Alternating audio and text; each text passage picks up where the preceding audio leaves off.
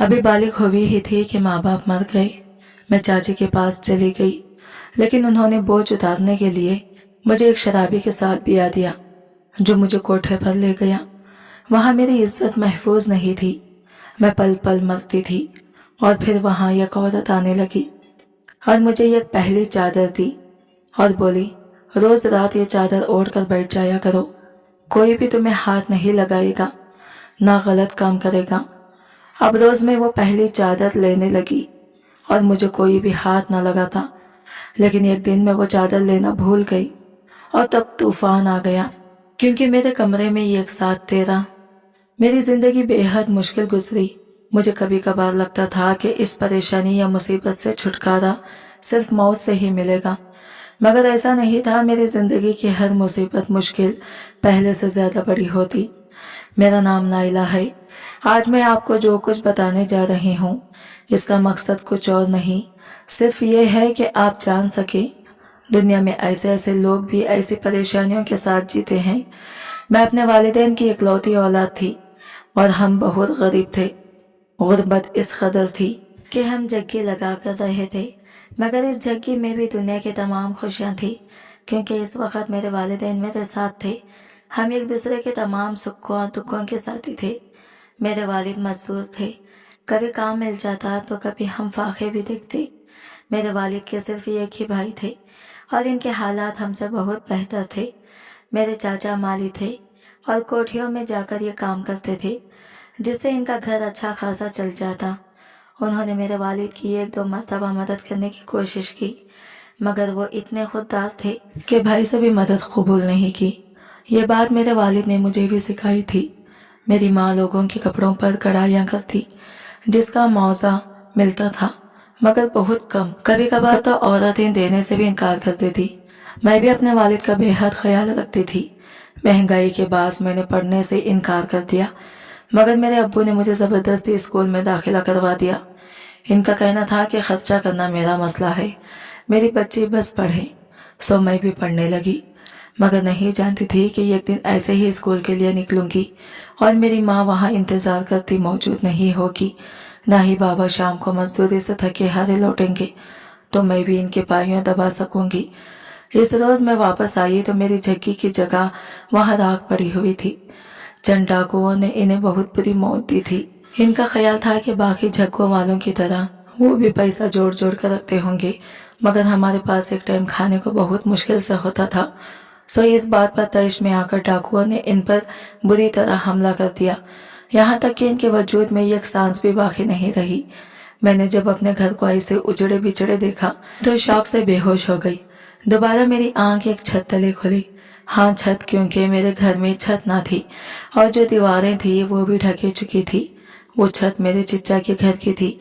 इस घर में मैं पहले कभी नहीं आई थी और अब आई तो ऐसे। वालिदैन के बगैर कितना शौक था मुझे चिच्चा के घर जाना। मैं हर इतवार को बाबा को कहती बस चिच्चा के पास ले चले, मगर हर इतवार ही इनकी मसरूफियत पहले से बढ़ जाती थी और अब बगैर किसी फरमाइश के ही मैं इनके घर पड़ी थी। पहले दिन तो चिच्चा ने मुझे खूब दिलासे दिए, वो अब इसके अलावा कर भी कह सकते थे। मेरे भी एक तरह से कमर टूट चुकी थी। वक्त नहीं रुकता, सो वो वक्त भी नहीं रुका, मगर मेरे लिए गुजारना बहुत मुश्किल हो चुका था। चाची का एक बेटा और बेटी थी। बेटा तकरीबन मेरे ही उम्र का था। चाची को ये फिक्र सताने लगी कि अगर उमर ने मुझसे शादी करने की जिद की तो फिर। मैं अभी ही बालिग हुई थी कि मेरे वालिदैन की मौत ने चाची को बहुत से खदशात में मुब्तला कर दिया। मेरे खाने पीने उठने बैठने में जो रोक टोक थी वो तो थी, मगर अब इनका डर अपने बेटे तक पहुंच चुका था। मुझे तो ऐसी बातों का ना इल्म था ना होश। मेरे वालिदैन जा चुके थे, इस बात के अलावा मुझे कुछ भी सोचा ही नहीं दे रहा था। आयशा चाची की बेटी भी मुझसे बात ना करती और ना ही चाची किसी को मुझसे बात करने देती। मेरा बिस्तर स्टोर रूम में लग चुका था। चिच्चा मेरा थोड़ा बहुत ख्याल रखते थे, जो चाची को बहुत खुलता था, और वो इनकी नरमी अपनी सख्ती दिखाकर निकाल देती थी। मैं पूरी पूरी रात जागती और अपने भूखे पेट को बांध लेती। पूरे दिन में मुझे ये खश्क रोटी मिलती, वो भी पानी के साथ। चिच्चा अगर मुझे कोई पैसे देते तो चाची फौरन से वो पैसे मुझसे निकलवा लेती। मुझे वहाँ आए 1 महीना हो चुका था और वो 1 महीना ही मेरी पूरी उम्र पर भारी था। इन 30 दिनों में मैं इतनी बड़ी हो गई थी कि लोगों के इशारे और रवैये दोनों ही समझ में आने लगे थे। मैंने तंग आ चुकी थी। एक रोज शाम को चिच्चा घर वापस आए तो मैं इनसे पढ़ने की बात की। मेरी बात पर वो खुश हो गए और फौरन से पढ़ने की इजाजत दे दी। मैंने कनखैयों से चाची की जानिब देखा तो वो बार बार पहलू बदल रही थी, मगर अब कुछ नहीं हो सकता था। सो मैं मुतमईन होकर स्टोर रूम में आ गई। मुझे लगा अब जिंदगी थोड़ी सहल हो जाएगी, दिन का आधा वक्त सुकून से गुजरेगा, मगर ये मेरी फकत खाम ख्याली थी। मेरी किस्मत में ऐसा वैसा कुछ नहीं लिखा था जो मेरे लिए बासे इत्मीनान होता। अगले रोज चिच्चा अकेले वापस नहीं आए, बल्कि 4 खंडों पर लौटे। काम करते करते अचानक उन्हें सीने में तकलीफ हुई और डॉक्टर के पास ले जाने से पहले ही मुझे भरी दुनिया में अकेला छोड़ गए। एक वही तो सहारा थे मेरा, सो वो भी नहीं बचे। अब चाची के लिए भी तमाम राहें खुली थी। वो मुझे ही मनहूस होने का ताना दे रही थी। इनके मुताबिक पहले मैं अपने वालिदैन को खा गई और अब अपना मनहूस साया इनके घर जब से लाई हूँ, मुसीबतों ने इनके घर की राह देख ली थी। चाचा अच्छे भले होकर इस दुनिया से चले गए। चाची ने 7 दिनों तक मुझे बामुश्किल दाश्त किया। इसके बाद उन्होंने पहले ही रिश्ते वालियों को मेरे रिश्ते के लिए बोल रखा था। 7 दिनों बाद मेरे लिए एक रिश्ता आया तो चाची ने आंखें बंद करके मेरा निकाह कर दिया। वो अच्छी तरह जानती थी कि वो शख्स शराबी है, मगर उन्होंने मुझे एक बोझ की माने उतार कर फेंक दिया। मगर यहाँ भी उन्हें मुंह की खानी पड़ी। वो शख्स मुझसे निकाह करके कहीं चला गया और मुझे रुखसत तक नहीं करवाया। अब मामला ज्यादा गंभीर था। मैं ना इधर की रही थी ना उधर की। पहले जो बात सिर्फ तानों तशनों तक थी, अब वो मारपीट तक जा पहुंची थी। चाची मुझे तकरीबन रोज पीटती कि कहाँ गया है तेरा शौहर, जरूर तेरे ही 56 खराब होंगे, वरना इसे निकाह करके कौन भागता है। मैं अब उन्हें क्या कहती कि मुझे कैसे मालूम मेरा शौहर क्यों भागा है। वो शौहर जिसे मैंने एक नजर भी नहीं देखा, इसे मेरे लक्षण कैसे मालूम हो गए। मगर मैं बेज़बान जानवरों की तरह सब कुछ बर्दाश्त करती रही, क्योंकि जिंदगी मुझ पर तंग हो गई थी। मगर हर हाल में मैंने इसे जीना ही था। चाची की ज्यादतियां दिन ब दिन बढ़ती जा रही थी। मेरे शौहर ने तो मेरा चेहरा भी नहीं देखा था और ना जाने कहाँ छुप गया था। इसे गए 1 महीना हो चुका था, मगर वापसी की कोई उम्मीद नजर नहीं आई थी। मैं भी चाची की तशद्दुद से थक चुकी थी। ना जिंदगी खत्म हो रही थी और ना ही सहल। मैं जहां से निकलने की कोशिश करती, मसाइल वहीं से आकर मेरा गला दबा लेते। इस रोज भी मैं सुबह उठकर नाश्ता बना रही थी जब गरम तेल मेरे हाथ पर गिर गया। अचानक जलन इतनी शदीद थी कि मैं संभल ना पाई और तेल का पूरा डिब्बा उलट गया। उमर ने मुझे रोते और डरे सहमे देखा तो फौरन से गीला आटा मेरी जलन पर लगा दिया। वो जलन तो ठीक हो गई, मगर इसके बाद चाची ने जो मुझे आग में झोंका, भूलने के काबिल नहीं। इन्हें तेल जाया होने का इतना गम नहीं था जितना गुस्सा उमर को मेरे करीब खड़े देख कर आया था। इस दिन उन्होंने मेरे जिस्म का कोई ऐसा हिस्सा नहीं छोड़ा जो मार पीट कर निशाना से आ ही रहा था। रात को मैं दर्द से बेहोश हो गई और पूरी रात वैसे ही पड़ी रही। कोई मुझे पूछने नहीं आया। अगली सुबह एक नई क़यामत मेरे लिए तैयार खड़ी थी। मेरा नामुदार शौहर वापस आ चुका था और मुझे साथ ले जाने के लिए ही आया था।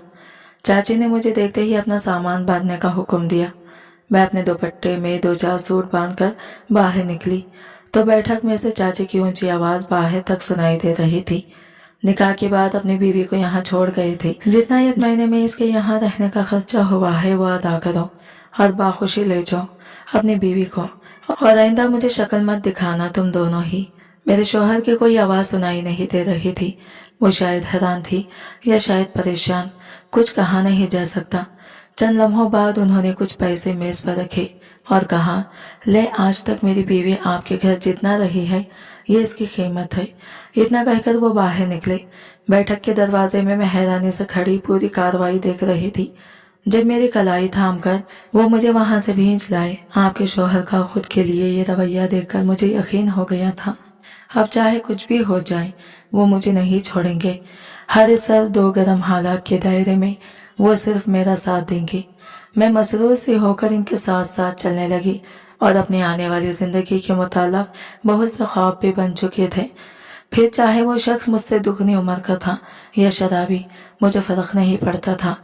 मैं चुपचाप दिल में बहुत से ख्वाब सजाए इस शख्स के साथ चलती जा रही थी। 2-3 रिक्शे बदलने के बाद हम एक तंग और तारीक गली में पहुंच गए।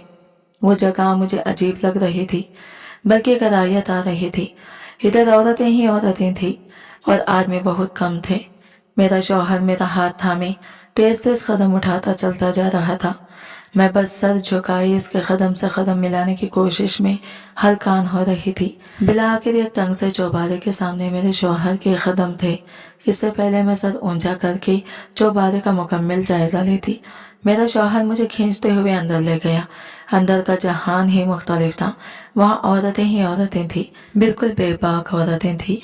इनके कपड़े इंतहाई नाजीब थे और वो मेरे शौहर को बार बार अपनी जानिब खींचकर बुरे इशारे कर रही थी। मुझे इस वक्त बेइंतहा शर्म आ रही थी और किसी मासूम बकरी की तरह मैंने अपनी बड़ी सी चादर को मजबूती से थाम रखा था। मुझे ऐसा लग रहा था कि अभी कोई आएगा और इन्हीं औरतों की तरह मुझसे मेरी चादर छीनकर भाग जाएगा। मैं इस वक्त नहीं जानती थी कि ये वाला एहसास मेरे आने वाले मुस्तकबिल का पेश खेमा है। मैं सर झुकाए ही चलती जा रही थी। जब एक कमरे में जाकर हमारे कदम थम गए, मैंने सर उठाकर देखा तो सामने एक पुख्ता उम्र की औरत बेतहाशा बन संवर कर तख्त पर बैठी थी। इसके इर्द गिर्द भी तैयार शैयार लड़कियां फिर रही थी। अगले चंद लम्हों में मेरा वजूद ही एक शय बन चुका था। शौहर ने मुझे एक मर्तबा भी अपने घर की जीनत बनने का नहीं सोचा, बल्कि इसने चाचे से बढ़कर अक्लमंदी का सबूत दिया और मुझे खोटे पर भेज दिया। खोटा, ये लफ्ज मैंने अपनी जिंदगी में पहली बार सुना था और जब आशनाई हुई तो मेरा पूरा वजूद रत्ता हैरत में मुब्तला था। मैं एक इंसान से खिलौना बना दी गई थी, खेलने वाला खिलौना। सबसे पहली चीज जो मुझसे छीनी गई वो मेरी चादर ही थी। मैंने लाख फरियाद की मगर वहाँ कोई मेरी चीखें सुनने वाला नहीं था।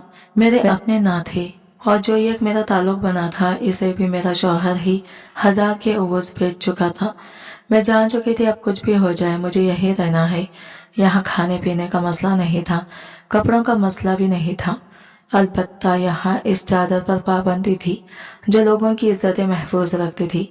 यहाँ के मसाइल चाची के इस टूटे फूटे घर से बहुत मुख्तलिफ थे। वहाँ इज्जत का मसला नहीं था और यहाँ इज्जत ही मसला थी। मेरे रोने पीटने किसी चीज को भी नहीं देखा गया और मुझे सबसे पहले वहाँ रहने के तरीके सिखाए जाने लगा। रक्स से उठना बैठना आदाएं और ना जाने क्या का, मगर मैं हर रात पर नफी कर देती, जिसकी पादाश में मुझे लोहे की सर्दियों में बैठा जाता था, कोड़े लगाए जाते थे। बीबी मुझे समझा समझा कर थक गई थी, मगर मैं सारा दिन भूखी प्यासी एक कमरे में बंद रहती, मगर इज्जत के साथ कोई और खिलवाड़ नहीं करना चाहती थी। मैं सोच चुकी थी कि जिंदगी में अब आसानियां तो कहीं पर भी नहीं है, तो क्यों ना इसे ऐसे ही खत्म कर दिया जाए। न मैं रहूंगी ना ही मेरे साथ जुड़ी हुई परेशानियां। मेरे बार बार इनकार करने पर बीबी ने मेरे शौहर को वापस बुलवाया और जितना इसे बुरा भला कह सकती थी कहा और मेरी तमाम शिकायतें भी लगा दी। ये सुनकर मेरे शौहर ने एक बोतल उठाकर मुंह से लगाई और घटा घुट पीने के बाद अपना तशद्दुद शुरू कर दिया। जिंदगी ने मुझे बहुत मारें लगाई थी, मगर जैसी मार मेरे शौहर ने लगाई वो आज तक नहीं भूली। वो जहाँ मुझ पर कोड़ा बसाता वहीं से मेरा मांस उधड़ जाता था। चूंकि बीबी को मैं बिल्कुल इन छोटी चाहे थी ताकि ज्यादा कीमत मिल सके, तो इस लिहाज से मैं महफूज थी। जब मार खाकर मैं आदमोई हो गई और तकरीबन मुझ में जान खत्म थी, तब 2 आदमियों ने उठाकर मुझे साथ वाले कमरे में फेंक दिया। वहाँ कोई रईस ज्यादा आ चुका था, सो पूरे खोटे में ही एक थरथरी मच चुकी थी। मेरा किसी ने भी ख्याल नहीं किया और वही साथ के कमरे में डालकर अपनी तैयारियां में लग गई। मेरा दिमाग कुछ भी समझने से खासे था, सो मैं कब होश से बेगाना हुई मुझे कुछ भी इल्म नहीं था। जब होश आया तो मैं इस कमरे में थी। पूरा जिस्म किसी फोड़े के मानिंद दुख रहा था। तकलीफ इतनी शदीद थी कि मुझसे तो रहा भी नहीं जा रहा था। मैं वैसे ही आधी मोई होकर दीवार से बामुश्किल टेक लगाकर बैठ गई। कुछ देर बाद दरवाजा खुलने की आवाज आई। मैंने ना चाहते हुए भी आंखें खोलकर देखा तो सामने एक औरत थी जो मुझे देखकर चौंक गई और जल्दी से आगे बढ़कर मेरे जख्म देखने लगी।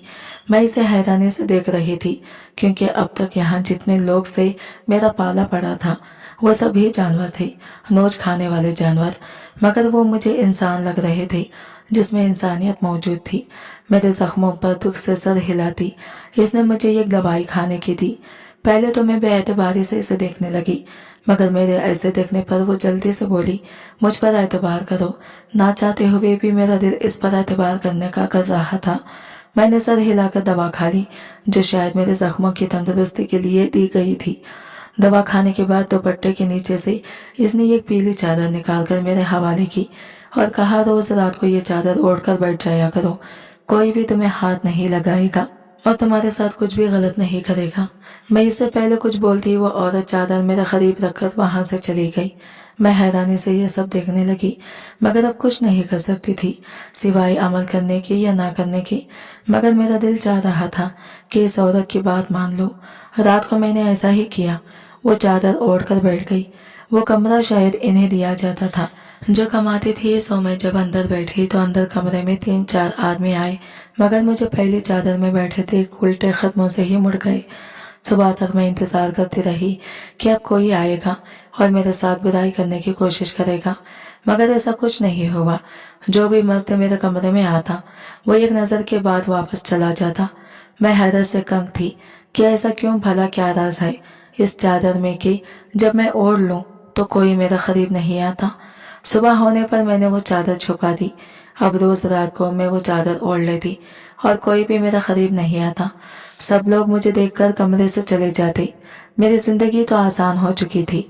मैंने बीवी से कह दिया था कि अब मुझे धंधा करने में कोई मसला नहीं, जिसे सुनकर वो बहुत हैरान हुई और खुशी से मेरा माथा चूम लिया। मुझे इस दिन नए कपड़े, जेवरात, मेकअप और बहुत से फल दिए गए ताकि मैं अपनी सेहत अच्छी बना सकूं। माहिर ब्यूटी पार्लर वाली को बुलवाकर मेरा अच्छी तरह से फेशियल और बाकी तमाम मसाज वगैरह भी करवाए गए। मैं यही सोच रही थी कि अगर इनकी बात मान जाऊं तो कितने ऐश करूंगी, मगर इज्जत नहीं रहेगी और इज्जत के बगैर मेरा वजूद भी किसी काम का नहीं। शाम तक मैं अपनी नई जिंदगी के लिए मुकम्मल तौर पर तैयार हो चुकी थी। अब चूंकि मैंने इनकी बात मान ली थी, सो वो भी मेरी हर बात मान रहे थे। मेरे कहने पर उन्होंने मुझे वही कमरा दे दिया।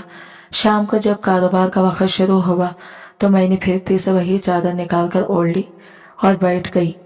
तब भी कोई मेरे करीब नहीं आया और मैं खुशी से निढाल हो गई।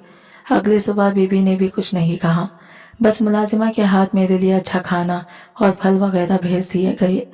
यानी इन्हें भी इल्म नहीं हुआ कि मैं इनके साथ फ्रॉड कर रही हूँ। अब रोज रात में यही काम करती और चादर ओढ़ लेती। सुबह के वक्त मेरी खूब आयु भगत होती। एक रोज मेरी तबीयत बेहद खराब थी और मैं वैसे ही लेटकर सो गई।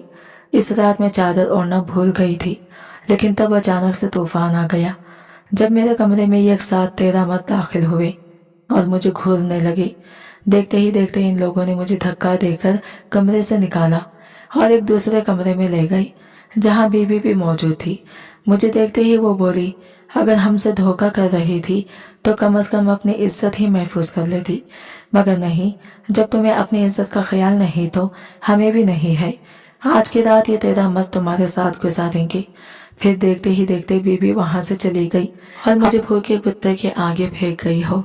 जैसे वो पूरी रात इन मर्दों ने मुझे रक्स करने पर मजबूर किया। घुंघरू बांधे मैं नाचती रही। अगर ना इनकी बात मानती तो मुझे वहां बचाने वाला कोई नहीं था। जब एक पल के लिए भी रुकती, वो मर्द मुझे पीटने लगते और बुरी तरह बाल नोचते।